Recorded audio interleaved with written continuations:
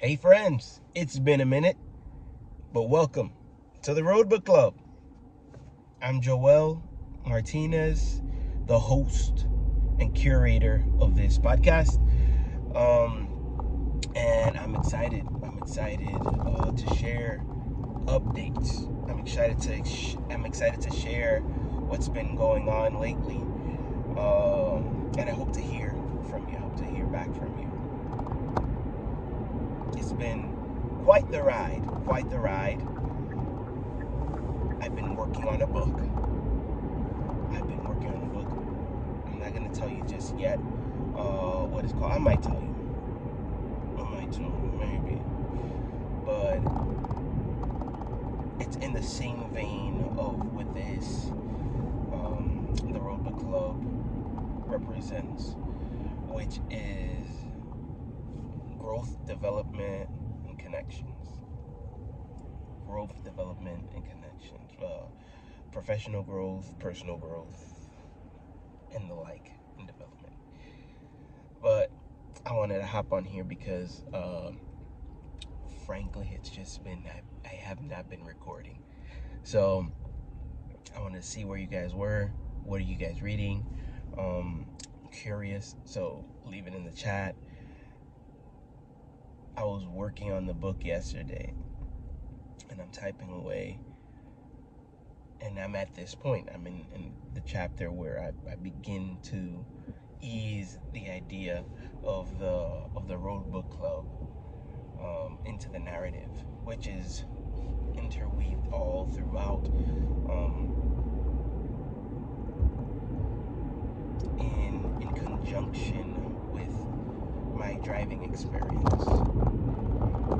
So I started writing, and as I was writing, I realized that when I began to record these videos, it was due to a 30-day challenge, and I think I'm not sure. I think it might be, this is like 48, episode 48.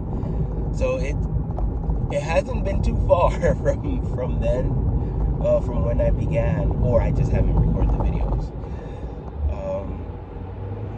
But nonetheless,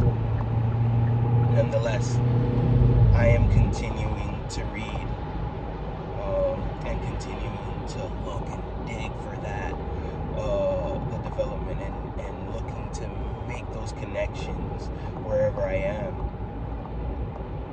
And that's the pinnacle of this whole thing. It's like wherever you are, you have an opportunity to seek those connections. Those connections can come in action, something that you're doing. Like for me, I was driving, and then as I was driving, I started to see the correlation between life lessons and the road. Like if you speed too much, if you speed often, chances are higher that you're going to get in an accident. Doesn't mean that you're going to get in an accident every single time you speed, but chances are higher that you're going to get in an accident. You know, and in life, if you're going too fast and moving forward recklessly, chances are something is going to go wrong. So ideas like that's one that always pops up at the top, because I tend to also want to kind of like just hit the ground running. Let's go.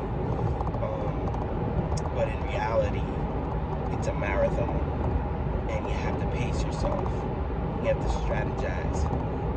You have to think about what you're going to do next, and if it's going to be beneficiary to the goal or the objective.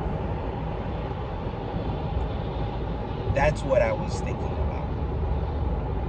But I'm excited because this is gonna be my work of art, where I share my stories. Where if you've been following along, I've talked about them here already. But I'm interweaving more stories that I may have not had the time to share. In the book, Key Person of Influence, the second, check that, yeah, it's the second thing that you're supposed to do in order to position yourself as a key person of influence. The first thing is create a pitch. When you're creating your pitch, you are honing in on what you want to offer. What do you do? The answer that you give at parties. You know, is it something that people just gloss over? You know, I'm in finance. I'm in marketing. You know, I'm in housekeeping. Whatever the thing is, there is a way to create and cultivate a pitch that will grasp the attention. And I told you I did digital marketing, so captivating the attention is very important when you're trying to get a message out. So that's the first thing, creating a pitch that actually captivates the attention, and people who are interested will be interested, and they will want to move forward. Many times I was with the passengers, and I've said this in previous videos, and I'd be talking about something, and some would be interested, some wouldn't, you know. But the ones that were interested, like they would take out their phone and say, "Hey, let's connect. What's your LinkedIn? What's your, you know, how can I get in contact with you? I would love to hear more." That response, you know, it's a potential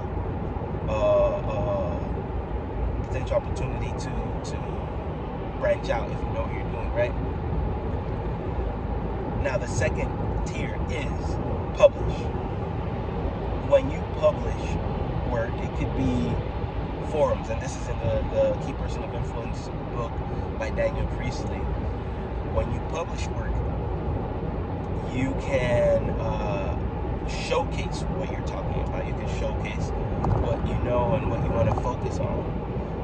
Now, not for the sake, and they clarify it in the book, it's not for the sake of having a book and making book sales, but it's one of the benefits that I look forward to in this project and in this endeavor is taking the time to actually sit down and think about what you want to say and compile those ideas. More than a regular person would just talk about in conversation. You actually sit down and think and analyze and research and put all these ideas together in this book format or in this forum or whatever your medium of choice is to communicate the information. And this puts you in a place where you've taken the time to do it, more than the average person, more than, you know, I guess any one person would. And then that then positions you to be a person who can be a go-to. That can make you or put you a notch closer to becoming a key person of influence in that arena.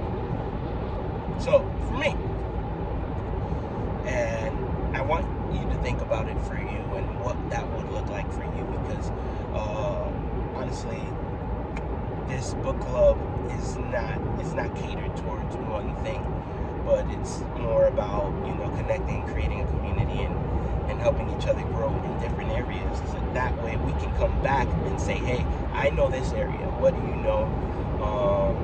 And can you help me develop that a little bit better, because you are a person of influence in that area. And then we're able to kind of like elevate all together. But when I'm thinking about the book, when I'm thinking about this book, for me, driving, meeting people, driving for 10 to 12 hours daily and just chopping it up, talking just like, hey, yes, I hope that you're having a good day, you know. What brings you into town? What else did I used to say? Like, you start off with the weather, you know, and keep it light. But making that connection with people, for me, it branched out into making these videos, because now I see you guys as peers, and I see you guys as my passengers, because you're riding along with me. This is more of a monologue, but that's why I ask you to chat, put it in the chat so I can get some feedback. So the book is going well, and it's about connections. The book does not have a concrete name yet, but there's a placeholder. There's a placeholder, and that's Driven to Connect. Driven to Connect. So if you're with me on this journey, you've heard it here first. It's called Driven to Connect. Tentatively, let's see where it goes. I don't want to be tied down to the name, so that I'm able to continue to add into the narrative as needed in order to give you a full picture of what I want to communicate. So, Driven to Connect, and the idea is I was driving, and the driving was just part of what I was doing. It was the initial product, right? The person needs to get from point A to point B. Fantastic. I have a car, and I have seats back there, and wheels that move forward.